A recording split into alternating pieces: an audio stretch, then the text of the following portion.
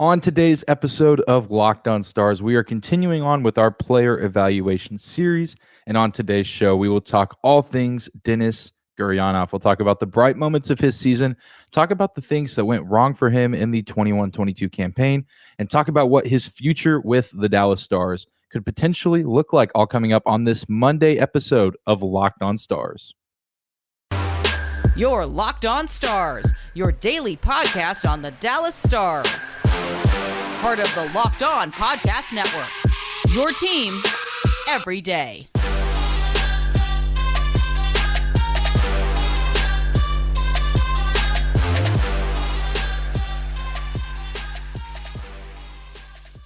Howdy, Stars fans. Welcome back to the Locked On Stars podcast, the only daily podcast covering the Dallas Stars, part of the Locked On Podcast Network.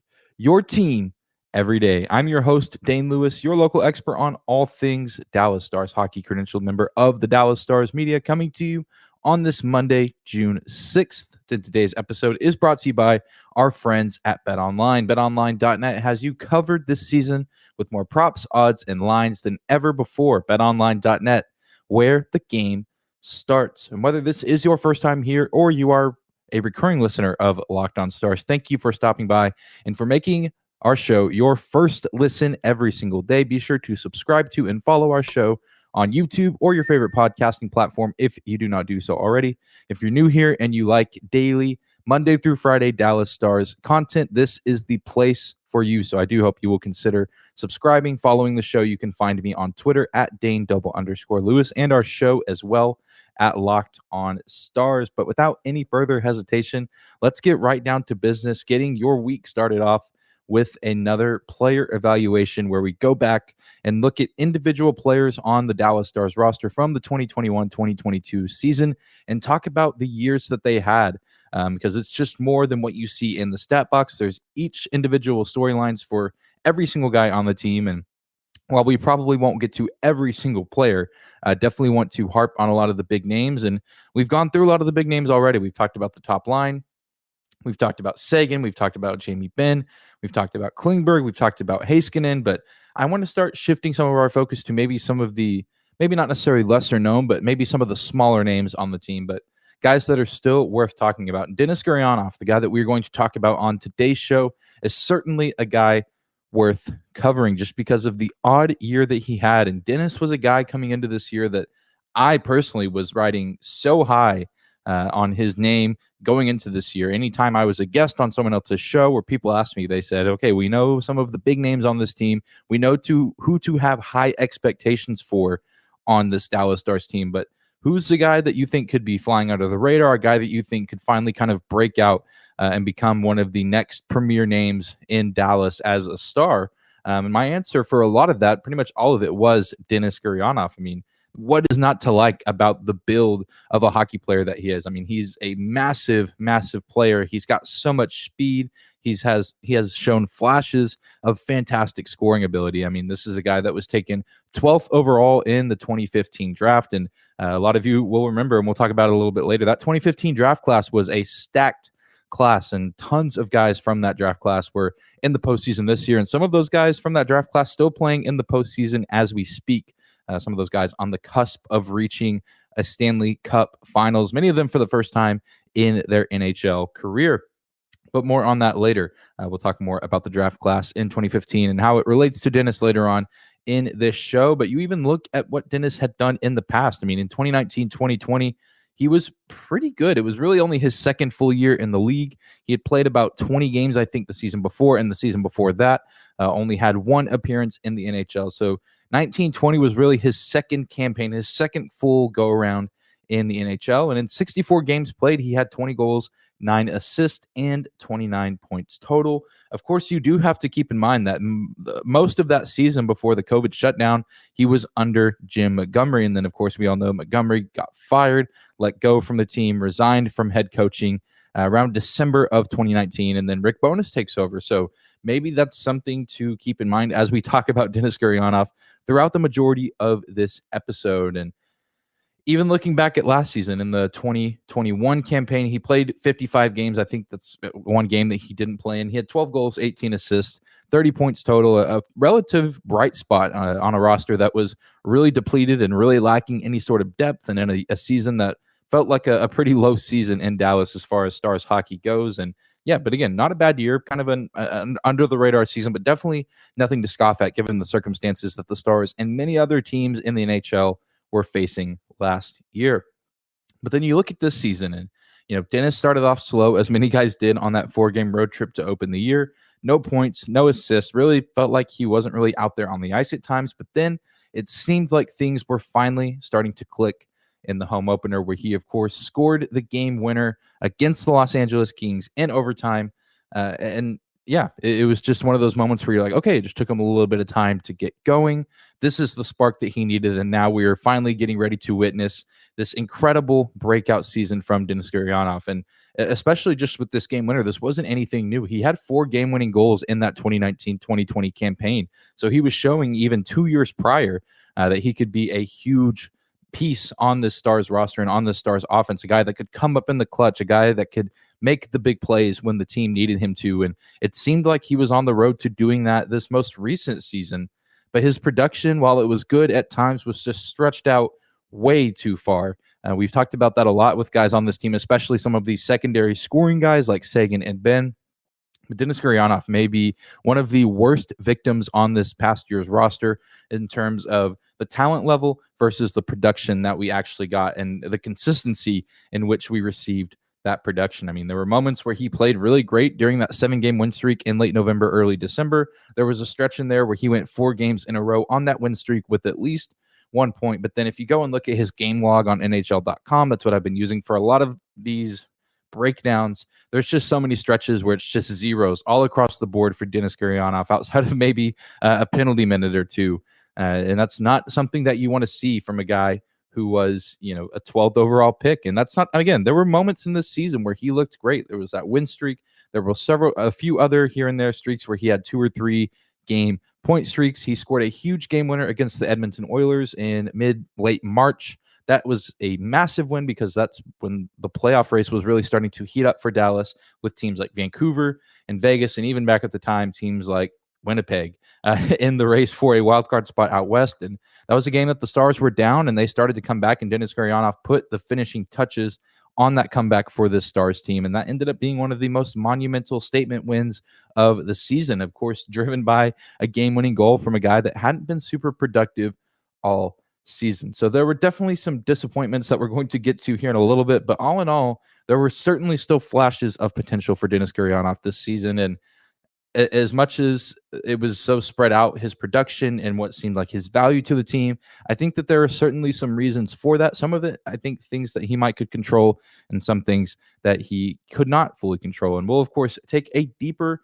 dive into that. But first, we're going to take a quick break and say thank you to some of our sponsors.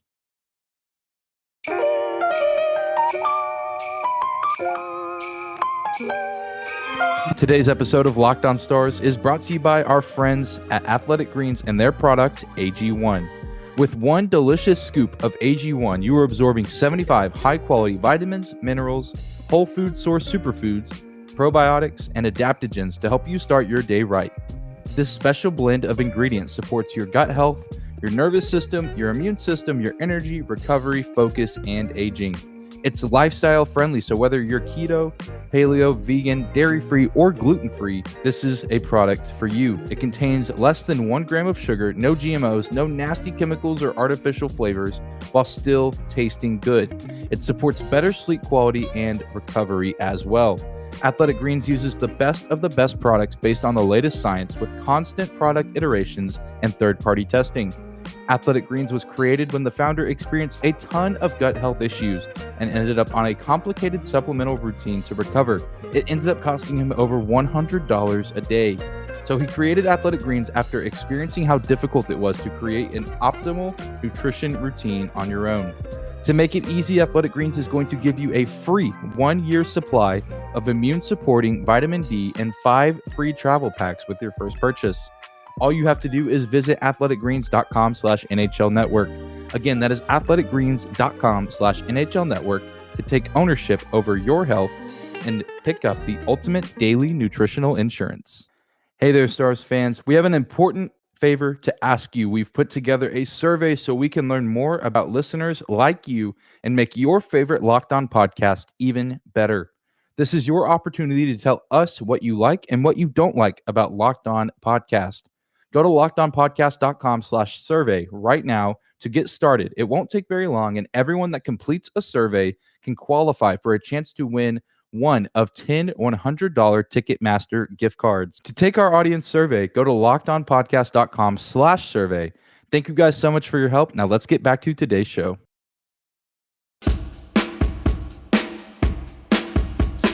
And we're moving on this Monday, talking about Denis Gurianov and his season in 2021-2022. This is your host, Dane Lewis.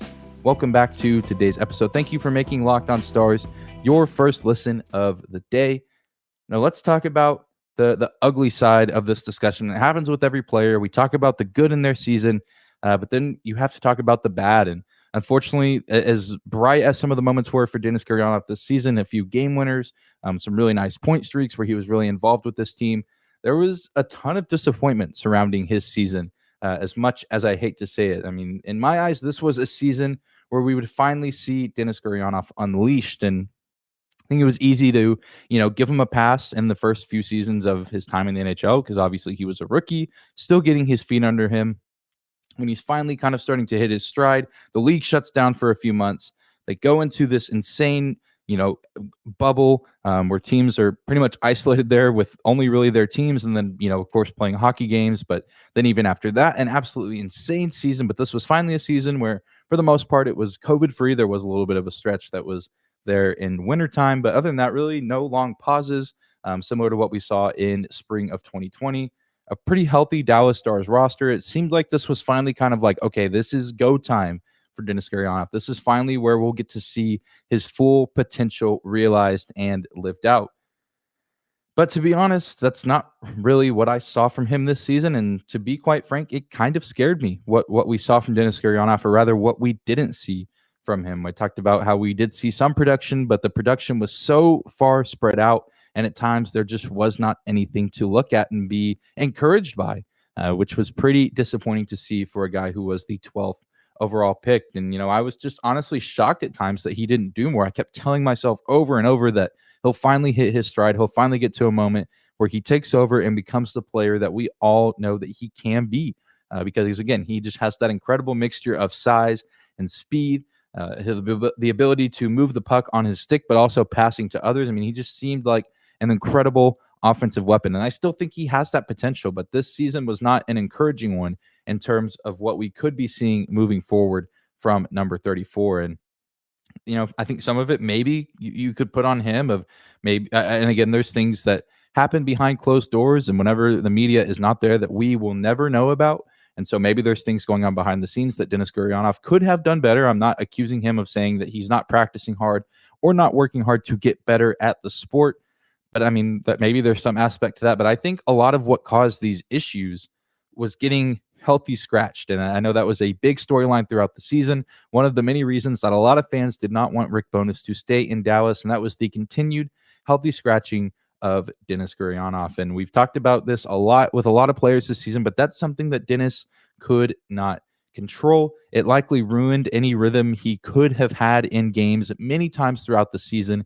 There'd just be games where he didn't play well, and you could see, and Bowness would even say it after the games. And then Denis, even though he was never listed as injured really much this season, would just be off the roster, not at morning skate, not being a participant. And it was so weird because there were so many other guys that had moments like that, guys that had these moments of where they did not play good stretches of games. They did not have good outings. And sometimes the coaching staff or, the player themselves would say, hey, I did not play well, or Bowness or someone else would say, yeah, fill in the blank, did not have a good night. They did not do what we expected them to do on the ice, but we almost never really saw anyone else with the pedigree of a guy like Denis Gurianov get scratched. I mean, maybe a few guys below him in terms of talent, like a student each, or, maybe even a Peterson, which Jacob Peterson's a rookie for crying out loud. So you might expect some of that in a first full season in the NHL to get healthy scratched as a rookie. But this is a guy, Denis Gurianov, who's been in the league for a handful of years now. And again, maybe there's some unresolved issues between Rick Bowness and Denis Gurianov on a personal level behind closed doors that we don't know about. but it just felt very odd because there was never a full out explanation other than, oh, he just needs to play better.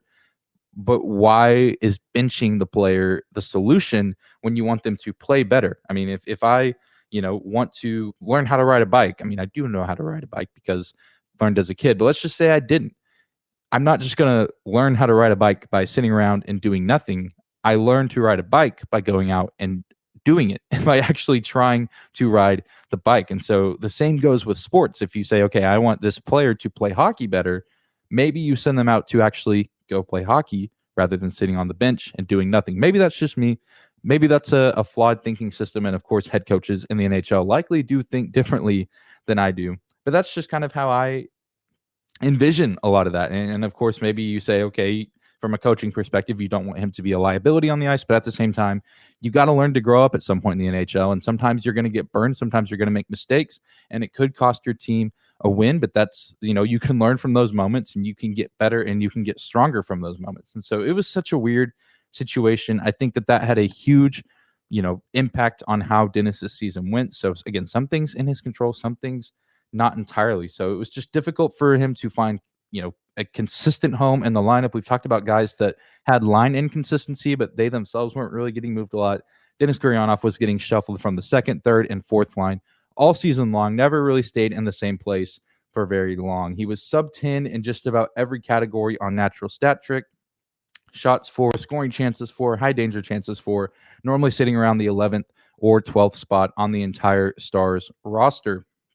And, I don't know if Denis Gurianov was ever supposed to be the guy in Dallas when drafted at 12th overall, but it just, again, feels like a really disappointing year, a really down year for a guy with that title on his back. And I mean, of course, 12th overall is not the same as a guy taken in the top 10 in the lottery, but still, you have high expectations for a guy drafted that high, especially given some of the names of his draft classmates, guys that were taken before him. Some guys literally just a pick or two before him. I mean, obviously, Connor McDavid is the biggest name from that 2015 draft class, but Jack Eichel was taken in that draft before Denis. Dylan Strome, Mitch Marner, Timo Meier, Mikko Rantanen. I mean, some of these guys, McDavid, Rantanen, playing for a berth in the Stanley Cup Finals. I mean, and Jack Eichel, one of the better players in the league when he was with Buffalo, and we'll see how his career continues to pan out in Las Vegas. Meier, a huge piece of that San Jose Sharks team. Marner, big piece on the Toronto Maple Leafs right now. So, it's just one of those things where his name is kind of associated with a lot of these guys taken high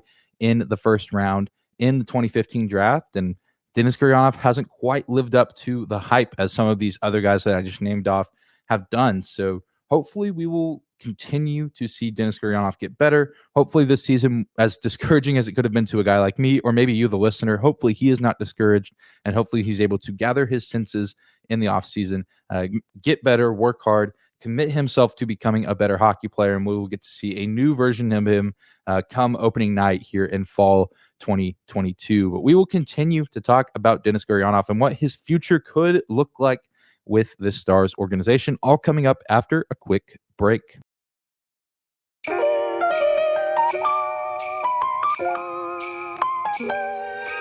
Today's episode of Locked On Stars is brought to you by our friends at BetOnline. BetOnline.net is your number one source for all your betting stats and sports info. Find all the latest sports developments, news, and odds, including this year's basketball championship matchup, the NHL Hockey Conference Finals, Major League Baseball, and of course, all the latest fighting news from MMA to UFC to boxing. BetOnline is your continued source for all your sports wagering information, including live betting, esports, and more. Head to their website today or use your mobile device to learn more about the trends and action. BetOnline.net, where the game starts.